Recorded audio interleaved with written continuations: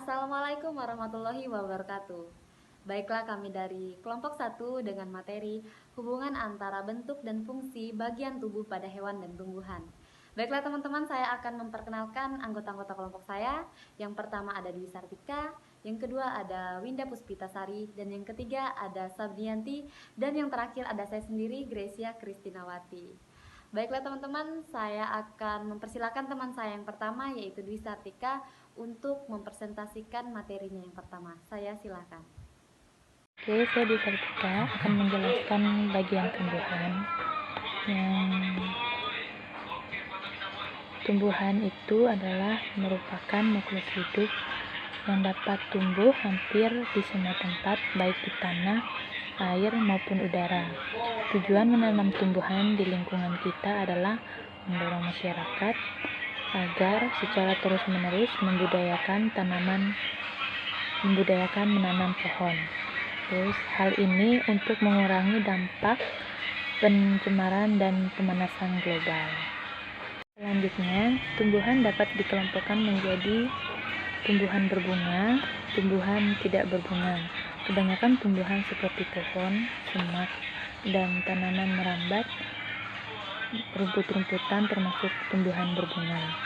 Adapun bagian-bagian tumbuhan yaitu yang pertama akar, yang kedua batang, yang ketiga daun, yang keempat bunga, dan yang kelima biji. Selanjutnya ada akar. Akar berfungsi untuk memperkuat berdirinya batang tumbuhan. Yang kedua menyerap air dan mineral dari dalam tanah. Terus yang ketiga untuk menyimpan cadangan makanan pada tumbuhan umbi-umbian, misalnya singkong, ubi, talas, kentang, wortel, dan sejenisnya. Akar seperti ini akan menjadi besar dan menggelembung sebagai tempat menyimpan makanan. Terus bagian yang selanjutnya akan dijelaskan teman saya. Terima kasih. Baiklah, saya akan menjelaskan di sini fungsi batang bagi tumbuhan. Nah, di sini ada dua jenis model batang, yaitu ada yang lunak dan ada yang berkayu. Contoh yang lunak itu seperti apa, teman-teman? Yang lunak itu seperti bayam, kemudian ada pohon kacang, dan juga ada jagung. Dan yang berkayu itu seperti apa? Ya seperti pohon jambu, seperti pohon mangga, dan juga pohon pinus, dan banyak di sana contoh-contoh yang berkayu. Nah, fungsinya itu bagi tumbuhan itu apa? Fungsinya sangat penting terhadap kelangsungan hidup tumbuhan, sebab batang merupakan tempat tumpuan bagi tumbuhan yang lainnya. Nah, batang merupakan bagian tumbuhan yang berfungsi untuk yang sebagai penopang tubuh tumbuhan agar tumbuhan tersebut tetap berdiri tegak. Nah, mengangkut air dari mineral dari akar menuju daun, dan juga sebagai tempat menyimpan makanan cadangan pada tumbuhan tertentu. Nah, kemudian fungsi daun bagi tumbuhan. Daun merupakan salah satu bagian tumbuhan yang memegang peranan sangat penting dalam kehidupan tumbuhan. Nah, bagi tumbuhan daun memiliki beberapa fungsi. Yang pertama itu sebagai tempat pembuatan makanan. Daun berguna sebagai dapur tumbuhan, dan juga tumbuhan untuk kelangsungan proses hidupnya, dan juga lebih disimpan di dalam dan terdapat zat warna yang disebut klorofil. Saya akan melanjutkan membahas materi bentuk dan fungsi tubuh pada hewan. Hewan seperti halnya tumbuhan, termasuk makhluk hidup. Hewan perlu makan, bernafas, bergerak, tumbuh, dan memerlukan oksigen. Beberapa jenis hewan sebagian memiliki bagian tubuh yang sama. Namun, ada juga beberapa hewan yang memiliki bagian tubuh yang berbeda dengan hewan yang lainnya. Setiap bagian tubuh memiliki fungsi tertentu. Misalnya pada kucing dan burung yang berbeda pada alat untuk bergerak. Kucing bergerak menggunakan kaki, sedangkan burung bergerak atau terbang menggunakan sayap. Selain itu, kucing dan burung memiliki perbedaan pada penutup tubuhnya. Tubuh kucing ditutupi oleh bulu halus atau bulu berupa rambut, sedangkan pada burung tubuhnya ditutupi oleh bulu. Beberapa hewan tubuhnya juga ada yang ditutupi dengan sisik seperti ikan dan ular.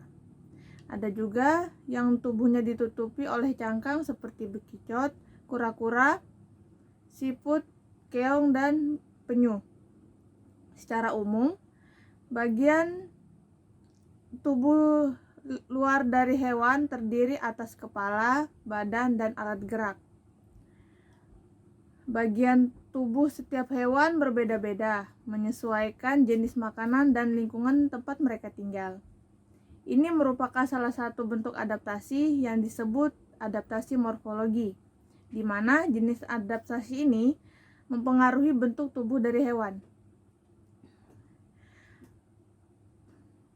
Yang pertama kali akan kita bahas adalah morfologi pada hewan kucing.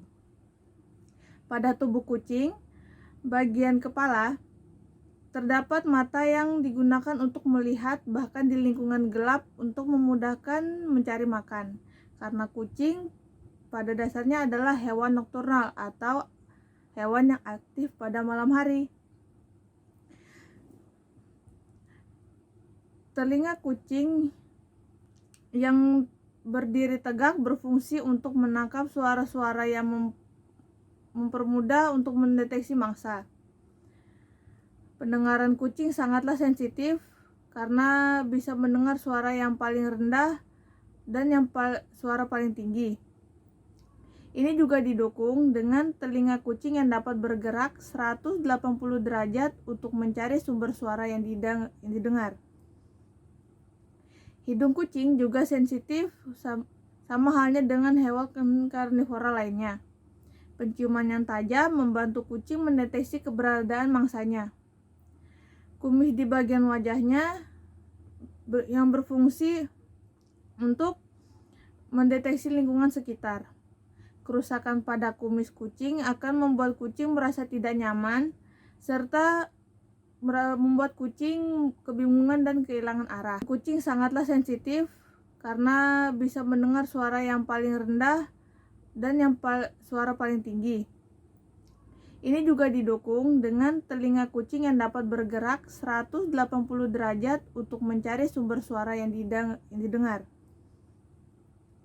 Hidung kucing juga sensitif sama halnya dengan hewan karnivora lainnya.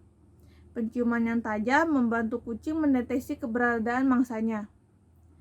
Kumis di bagian wajahnya yang berfungsi untuk mendeteksi lingkungan sekitar. Kerusakan pada kumis kucing akan membuat kucing merasa tidak nyaman serta membuat kucing kebingungan dan kehilangan arah. Bagian tubuh ikan itu ikan ada yang hidup di air payau, ada ikan yang hidup di air tawar, dan banyak lagi.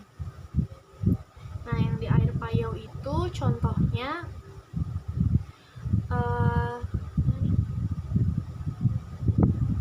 ikan bandeng dan ikan bawal. Dan yang kalau di air tawar yaitu ikan nila dan mujair.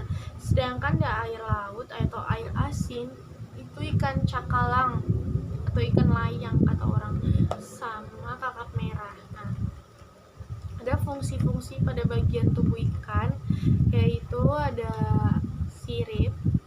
Sirip ikan itu fungsinya untuk dia menjaga keseimbangan saat berenang.